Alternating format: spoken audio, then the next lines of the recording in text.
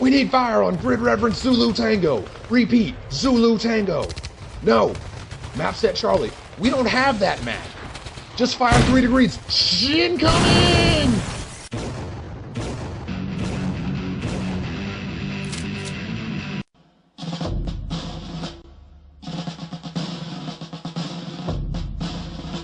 It's a Southern Republic beatdown as the SRA has moved against the Pakistani Republic in light of a recent trade deal with the UMFA. They have made their peace in the Triton campaign and took some land against the UMFA that the SRA does not feel is a long-term strategy. And this unsteady alliance has caused awesome. Son of a bitch. My brother and I are on the same side of the board. It doesn't happen a whole lot, but the Pakistani Republic is pulling in an incredibly vet sniper cadre, and on his side, I do believe it is wall hacks. It's just wall hacks. You should see it. It's crazy. Weather once again favors the ESE in the dusk hours. Meanwhile, the SRA has the objective of getting rid of that specialized gear that probably shouldn't be in their hands. And the ESE and the UMFA and their unsteady alliance is tasked with eliminating the SRA leadership support groups and ascertaining the nature of the defensive structures in the south. SRA deploys wide across the board, and in response I infiltrate the sniper cadre, and I do it in as broad a pattern as I can. I'm not going to take on the stuff in the southeast section of the field, but he's got a lot of stuff sticking out there in the open. I can at least stop that and put a bunch of stuff over there on the other side, forcing him to move across the open hill, and there's also a Chameleon sitting behind the building on the right. Hopefully he'll just slow them down. I don't expect to do much with him. The ESE-UMFA coalition immediately takes the initiative, and we use it to its maximum effect. He's got a lot of gears out there in the open, so the snipers just start taking shots at them.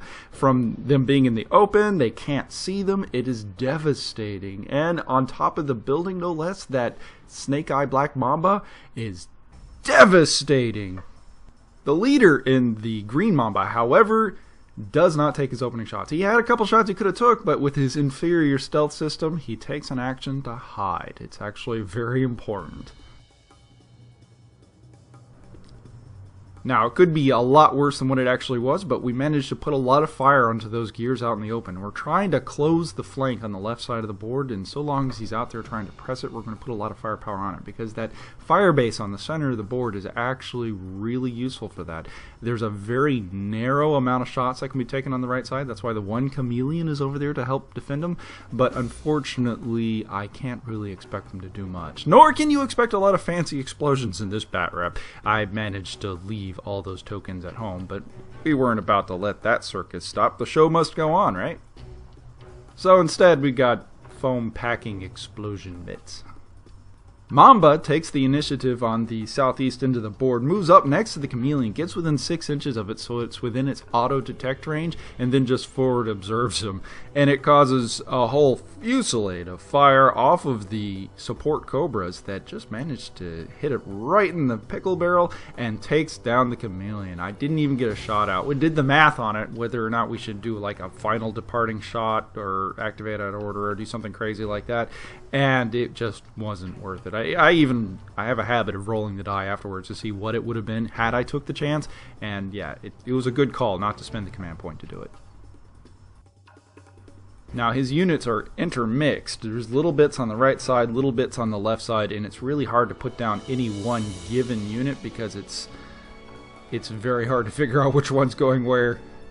Nonetheless, a Jaeger is a Jaeger, and a Jaeger dies to ATM and sniper fire like anything else, right? Though those of you that have read the alpha rules will find that this is probably not going to happen as often as before. You'll have units moving around in not necessarily clumps, but there's a lot of there's an advantage to keeping your squad leader right next to all the grunts that he's running. Southern cadres on the east begin pushing, zerging their way up along the center line. There's a lot of juicy targets right now, but my opponent doesn't realize it, but I have better things to shoot at. There's still all those gears that are trying to cross the open over there on the left side of the board, and the sniper cadre is going to have nothing of it. The hunting Chameleon with that MRF is going to open up on them, and they're going to do a devastating amount of fire. Even the Jackson gets in on it as we're starting to zone in and forward op on it, so that we can kill them, because once we clean up that side of the board, we can actually start striking at his support gears on the southern end of the board, and it's incredibly important to do so. There's only 2 Chameleons on that side, and it's going to dictate the direction in which the support from the UMFA starts traveling. And this fire support is proving incredibly fruitful, as both the Green Mamba, the Snake Eye, and all the other gears, even the Jackson, starts laying waste, killing gear after gear after gear over there on the left side of the board. But he has a lot of them. A lot of them don't have any upgrades. We're talking defense skill 2 here on the vast majority of them. And at, 30-35 points a pop, he can just keep chugging them at them. I'm going to run out of ammo long before I stop him. It's the end of turn 2, and things are starting to look dicey for the UMFA coalition as the SRA is zerging along the right side of the board. The sniper cadre is letting their guns glow, and their stealth system is being used to maximum effect. Do you know what today's gear is? It's the cheaper replacement for the Jaeger, and ultimately the replacement for the Analis.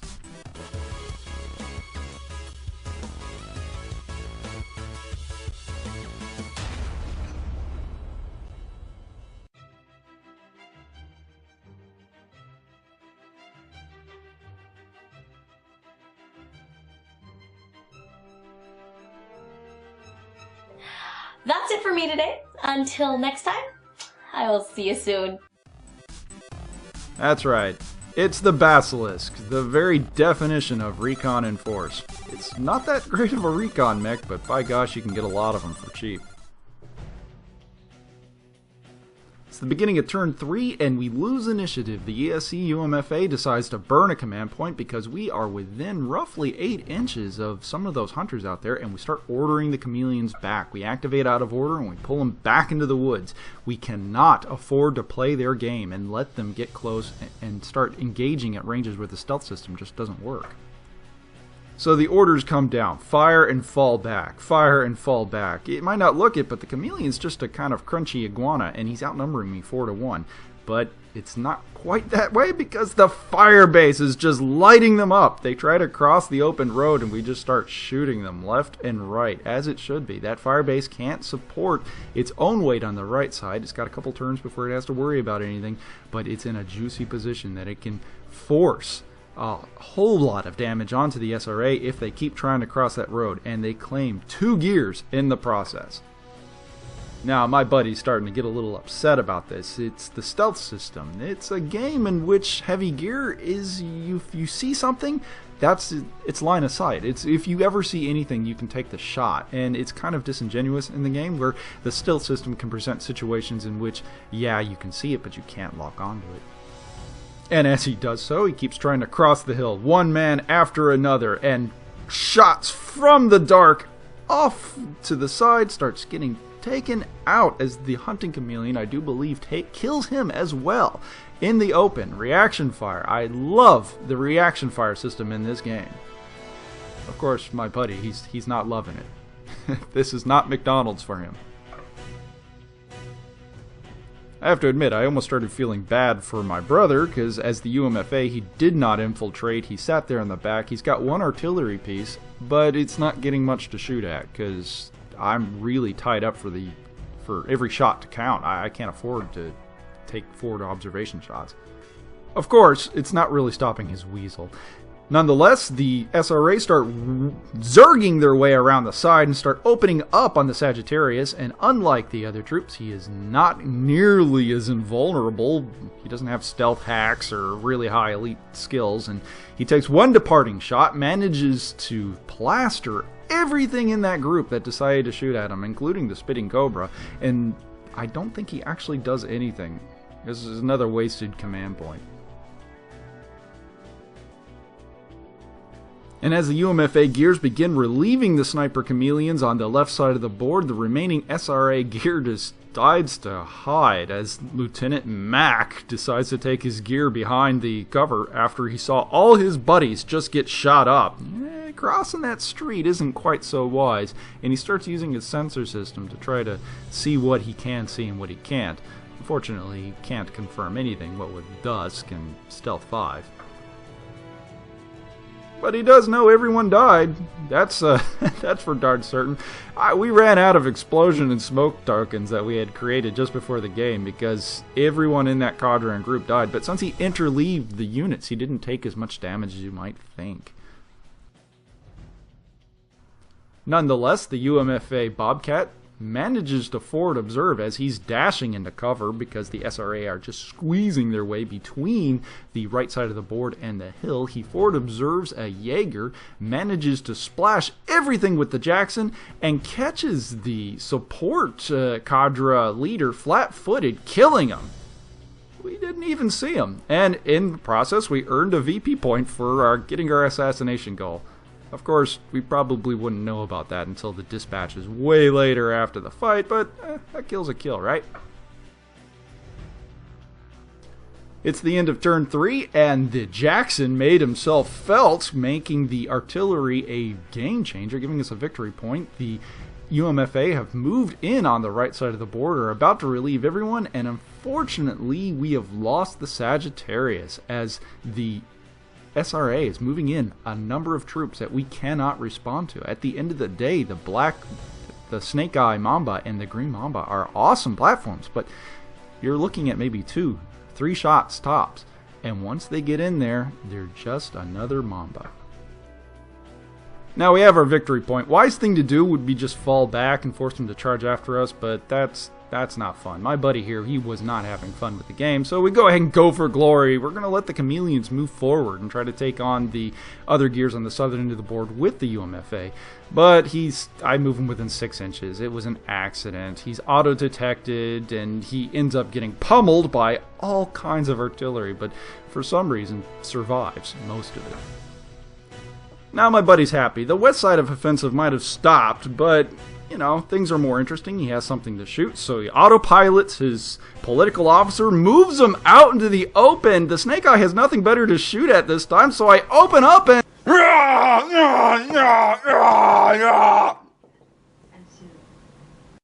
Yeah, pissed is one way to describe it. He was not happy about that at all. If he knew that he could have been shot at, he wouldn't have done it, which there's a lot of sportsmanship you can say about that. So he asks if he can pull back the autopilot. And I'm like, yeah, well, okay, I guess that's how the game is played. I mean, it's a clear shot from where I'm at, right? So I let him take it back, and he moves out into the open. And it's the difference between just being crippled and being dead. It's worth pointing out, though, that it was not worth a victory point at all to kill him. Not for us, anyway.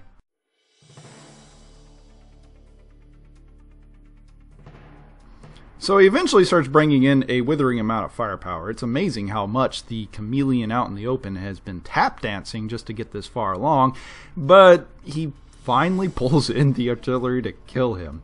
And I would give him and all his friends medals for just soaking up that amount of rockets.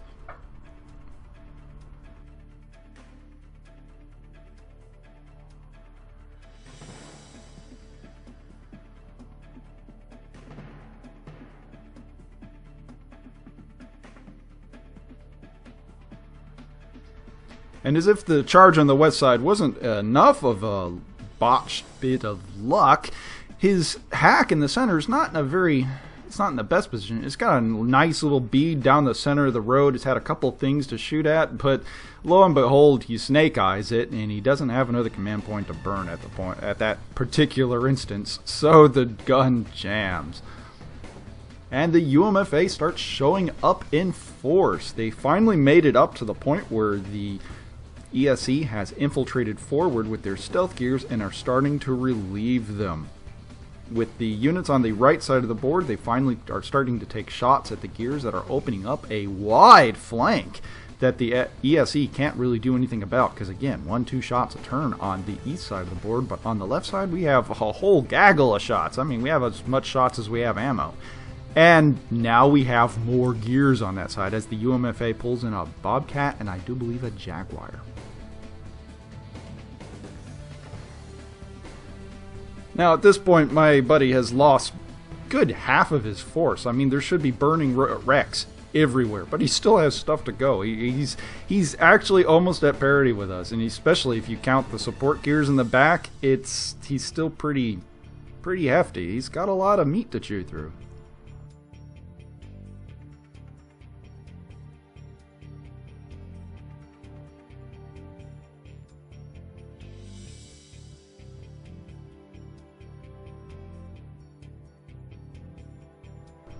Nonetheless, it is the beginning of turn 5, and things are starting to look a little grim for the SRA. They have got a lot of wounded pilots over those intercoms, and there's not a whole lot they can do to stop it. We have a tidal wave of metal from the ESC and the UMFA that has generally made a mess of things and are now causing them to reconsider their offensive strategy. Nonetheless, Mac pulls his head around and manages to observe a stealth gear at dusk, and just by doing it, gets the recon objective for the SRA. It's actually interesting that at this point it became an ECM game, as the Bobcat desperately tried to keep the forward observation from going off, while the Iguana in the back threw his ECCM weight into it, and just won. That plucky little gear managed to pull it off, just barely. We didn't have enough command points to really try to get it out, or at least to try to change the outcome of that one. In fact, it's a point of note that we have been burning command points since the beginning. We have a sat-up blink, but that Weasel's way more useful in the forward observation role with its detect 14 wall hacks. I mean, it just kind of points in a direction, and if it's not solid terrain, it's observed. Nonetheless, the Chameleon being observed by Mac ends up dying. He takes a whole support cadre worth of fire, and he's eventually put down.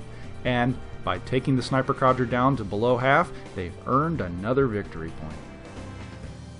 At this point, we start considering what we can do to change the game. It's turn 5, and turn limits aside, we tried to figure if there's any reason why we should continue playing. And it turns out that there's not a whole lot the ESE UMFA coalition can do. We had gave up a long time ago about scouting some of the units behind the hill, the units that we actually need to start reconning to get our objectives, and there's just no way to do it. We couldn't even get close to the hill. We gave up on that a long time ago, but the SRA still has the potential to do a little bit more damage. So they continue moving their gears on the right side of the board forward. The UMFA decks them, and then we start gambling with our shots. We figure out which shot's the best, and our nice little Yan T decides to take out the supporting Cobra that's moving around the corner. Let's talk tactical on that one. In this game, it was pretty obvious what was going to happen from deployment on. When he put a lot of his stuff out there in the open on the left side of the field, it was just a matter of taking the units that are infiltrating to respond to them, and not the ones into the buildings, because I couldn't do anything to them in close quarters. So it was a matter of buying my time. I put the units out there to shoot them as they charged, and then I put the other units in the hills, or at least in the buildings, to respond if they can. This was a lot like Pickett's charge. It was just a charge into a gun line over an open field, and it was disastrous. Heavy Gear is an infantry game in all but name.